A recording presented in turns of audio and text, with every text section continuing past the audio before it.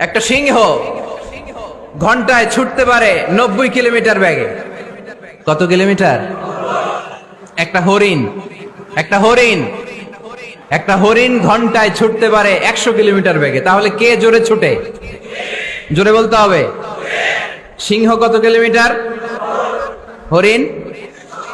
তারপরেও হরিণটা 100 কিলোমিটার বেগে ছোটার পরেও সিংহটার কাছে সে ধরা পড়ে যায়। এর কারণ সিংহ যখন ধরার জন্য ছোটে সে শুধু সামনে তাকায়, সে পিছনে তাকায় না। আর হরিণ 100 কিলোমিটার বেগে ছোটার পরেও সে ধরা খেয়ে যাবার ভয়ে বারবার পিছনে তাকায়।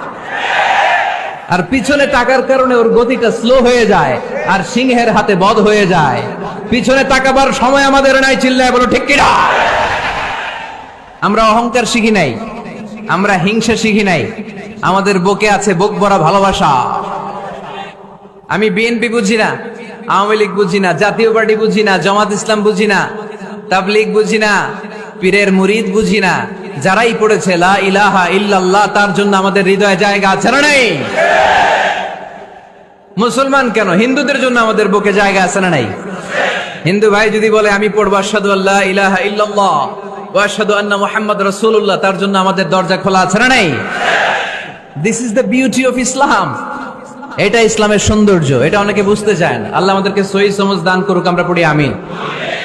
হিংসা, বিদ্বেষ, অন্যের পিছু লেগে থাকা, গীবত করা, অন্যকে গালিগালাজ করা, অন্যকে কাফের মুশরিক বলে ফতুয়া দিয়ে এই পবিত্র মঞ্চগুলোকে নষ্ট হওয়া থেকে যেন আমরা বিরত থাকতে পারি।